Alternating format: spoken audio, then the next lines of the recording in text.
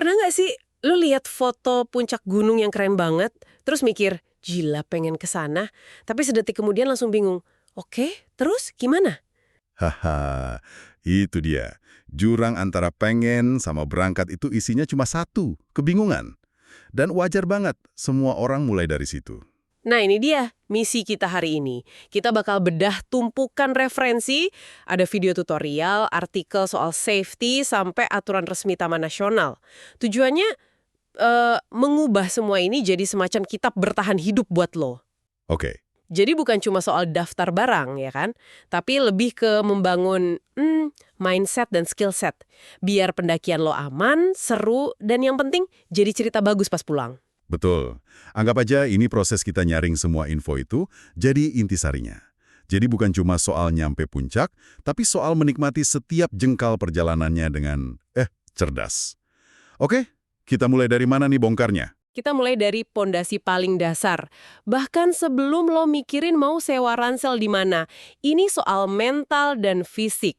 Gue baca di salah satu laporan SAR, ternyata 80% operasi penyelamatan itu terjadi karena satu hal. Apa tuh? Mereka salah milih gunung, salah medan perang. Nah, itu dia. Poin krusial yang anehnya jarang banget dibicarain. Sebelum mikirin sepatu apa, lo harus tahu level gunung yang mau didaki.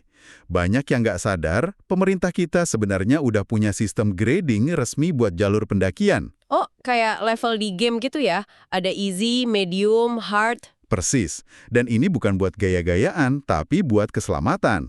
Ada grade I, itu sangat mudah. Sampai grade 5, sangat berat atau ekstrim. Ini alat ukur paling objektif biar kita nggak cuma modal FOMO. Oke. Contohnya gimana tuh? Contohnya, grade 1 itu kayak Bromo. Jalurnya jelas, landai, bisa pulang hari. Cocoklah buat tes ombak pertama kali. Oke, level perkenalan. Betul.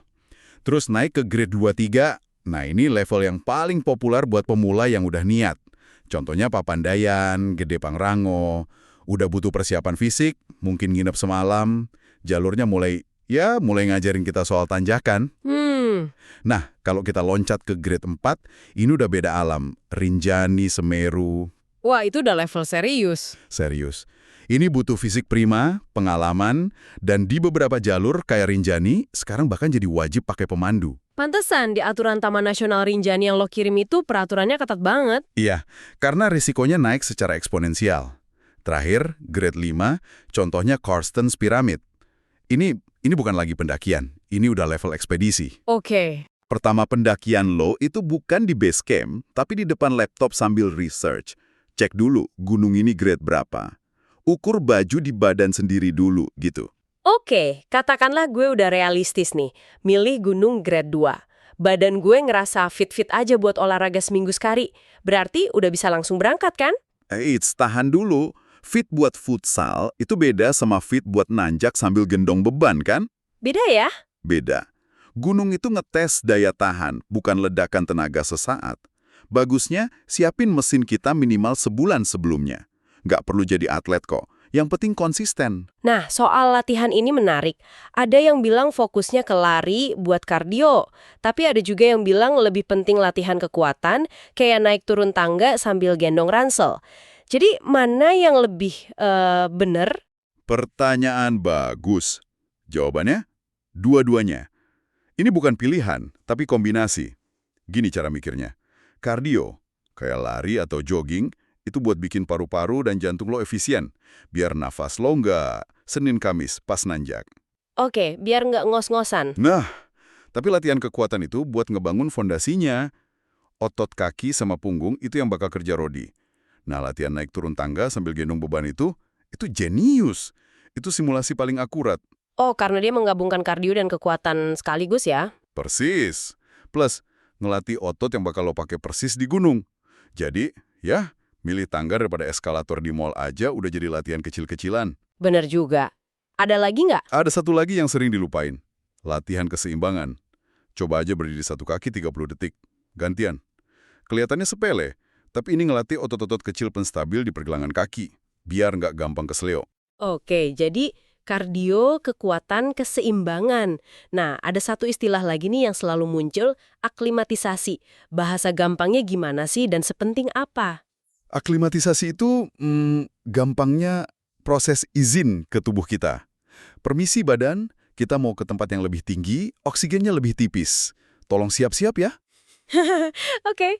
Soalnya, makin tinggi, oksigen makin tipis.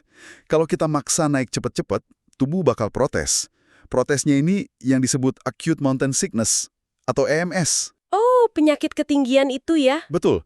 Gejalanya dari pusing mual sampai bisa fatal. Terus cara izinnya gimana? Apa ada ritual khusus? Nggak ada. Caranya cuma satu. Jangan serakah, jangan buru-buru. Kalau bisa, nginep dulu semalam di base camp atau desa terdekat. Biarin tubuh lo kenalan dulu sama ketinggian. Pas nanjak, ya jalan santai aja. Gunung itu bukan soal kecepatan kan? Oke, jadi persiapan fisik, mental beres. Tapi ini, jujur aja, bagian yang paling bikin pusing, peralatan. Ada satu checklist isinya 26 item, bingung mulainya. Hah, wajar kalau panik.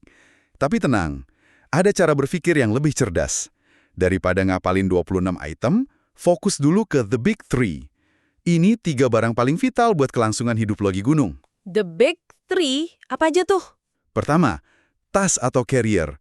Ini rumah lo di punggung. Jadi, jangan cuma niat mereknya, tapi coba dulu, pasang di badan. Harus nyaman. Oke, tas. Kedua, Kedua, sistem tidur, yaitu sleeping bag. Ini pelindung lo dari musuh utama di gunung, dingin.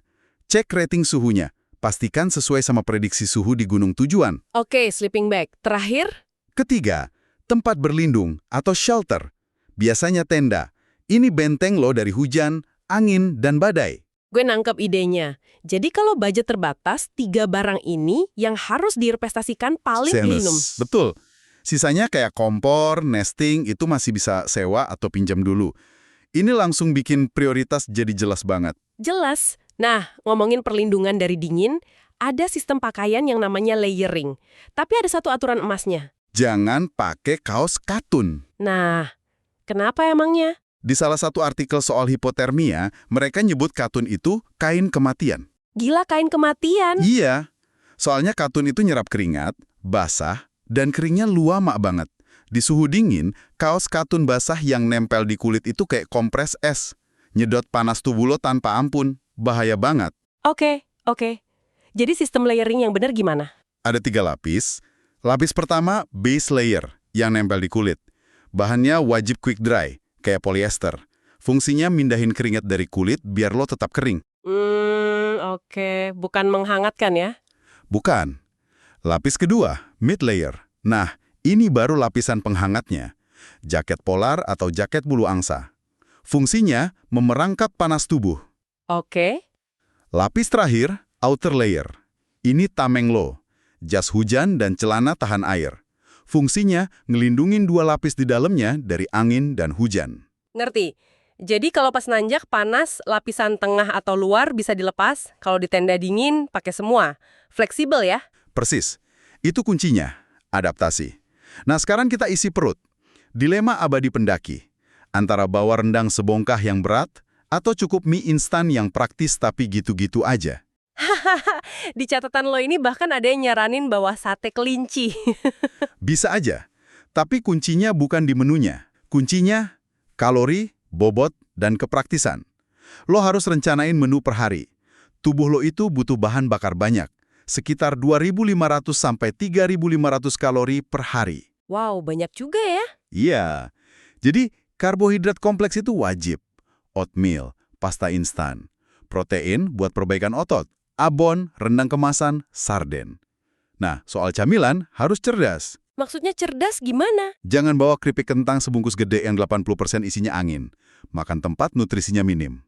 Pilih camilan padat kalori. Coklat, kurma, kacang-kacangan, energy bar. Oke, masuk akal. Air gimana? Cari info dulu ada sumber air atau enggak. Kalau nggak ada, patokan amannya bawa minimal 4 liter per orang per hari. Itu buat minum dan masak. Oke, kuncinya lagi-lagi perencanaan. Nah, selain semua itu, ada satu barang yang lo lingkarin merah di checklist. Kenapa skop kecil ini sepenting itu?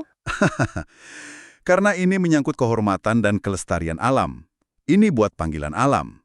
Etikanya, lo jalan menjauh dari jalur, gali lubang, lakukan hajat lo di situ, terus tutup lagi lubangnya. Oh, jadi biar nggak ninggalin ranjau ya? Betul. Dan jangan pernah ninggalin tisu basah. Itu mimpi buruk ekologis, nggak bisa terurai puluhan tahun. Bawa skop kecil, itu tanda lo pendaki yang bertanggung jawab. Dicatat. Oke, kita udah siapin fisik, mental, logistik. Sekarang kita udah di atas, sinyal HP hilang. Gimana cara kita jadi peramal cuaca dadakan? Gampang. Cukup belajar baca billboard raksasa di atas kepala kita. Langit. Awan maksudnya? Ya. Awan itu komunikator ulung. Kalau lo lihat awan putih, tipis, kayak serabut, itu namanya awan sirus. Tanda cuaca lagi bersahabat. Tapi, kalau lo lihat awan gelap, rendah, ngegumpal gede banget, vertikal, itu cumulonimbus. Nah, itu artinya? Itu surat peringatan. Siap-siap badai. Angin kencang, petir. Jangan nekat, segera cari tempat berlindung. Oke, selain badai yang kelihatan, ada juga ancaman senyap. Hipotermia. Apalagi yang perlu kita tahu soal ini? Yang paling penting dipahami, hipotermia itu bukan cuma soal kedinginan. Itu kondisi medis serius saat suhu inti tubuh anjlok di bawah 35 derajat Celcius. Dan penyebabnya itu kombinasi maut, basah, lelah, dan lapar. Basah, lelah, lapar, oke. 3 hal itu bikin tubuh kehilangan panas lebih cepat dari kemampuannya produksi panas. Gejala awalnya apa yang harus diwaspadai? Menggigil hebat yang nggak bisa dikontrol. Itu bukan cuma gejala, itu alarm kebakaran dari tubuh lo. Wow. Artinya, tubuh lagi berjuang mati-matian buat menghasilkan panas. Kalau alarm ini lo abaikan, selanjutnya korban bakal mulai bingung, ngomongnya ngaco, kulit pucat, bibir biru. Jadi menggigil itu benar-benar sinyal pertama ya, jangan dianggap sepele. Jangan sama sekali. Pencegahannya cuma satu. Jaga tubuh tetap kering. Ganti baju basah secepatnya, paksa makan dan minum yang hangat, pakai semua lapisan pakaian. Oke, jaga tetap kering. Itu nyambung lagi ke soal layering tadi ya, semuanya saling terhubung. Nah, bahasan terakhir dan mungkin yang paling fundamental, etika, prinsip leave no trace. Karena ini ruhnya.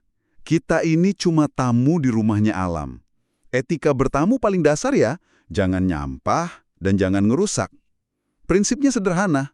Jangan tinggalkan apapun kecuali jejak kaki, jangan ambil apapun kecuali foto. Poin praktisnya gimana? Katanya kulit jeruk pun nggak boleh dibuang sembarangan. Kenapa? Kan organik. Nah, itu miskonsepsi umum. Di ketinggian, dengan suhu dingin, sampah organik kayak kulit jeruk itu butuh waktu berbulan-bulan, bahkan bertahun-tahun buat terurai. Jadi aturan nomor 1, bawa turun semua sampah lu. Semua. Oke, termasuk puntung rokok? Termasuk. Kedua, hormati satwa liar. Jangan kasih makan monyet. Itu ngubah perilaku alaminya dan bikin mereka jadi agresif. Terus soal bikin tenda dan berisik? Dirikan tenda di tempat yang udah jelas sering dipakai. Jangan buka kafling baru. Dan terakhir, ini soal rasa. Hormati pendaki lain. Orang ke gunung itu salah satunya nyari ketenangan kan? Iya juga sih. Jadi, jangan setel musik kenceng-kenceng pakai speaker. Kalau mau dengerin musik, pakai earphone. Nikmati suara angin, suara hutan. Itu musik terbaik di gunung. Benar. Intinya kesadaran bahwa kita bukan penguasa di sana, cuma numpang lewat. Tepat sekali. Semua persiapan yang kita bedah panjang lebar ini, dari latihan fisik sampai etika buang air, tujuannya cuma satu. Bukan buat bikin lo jadi takut. Justru sebaliknya, persiapan yang matang itu membebaskan lo. Membebaskan. Membebaskan lo dari rasa cemas, dari keraguan. Jadi lo bisa fokus buat benar-benar hadir di setiap momen, menikmati pemandangan, merasakan setiap tarikan napas. Puncik itu, ya itu bonus lah. Pulang ke rumah dengan selamat dan membawa cerita, itu tujuan utamanya. Bener banget. Setelah kita bongkar semua ini, pertanyaan buak lo udah bukan lagi mulai dari mana. Pertanyaannya sekarang berubah jadi gunung mana yang bakal jadi saksi cerita pendakian pertama lo. Apapun pilihannya nanti, nikmati proses persiapannya karena petualangan itu udah dimulai dari sekarang.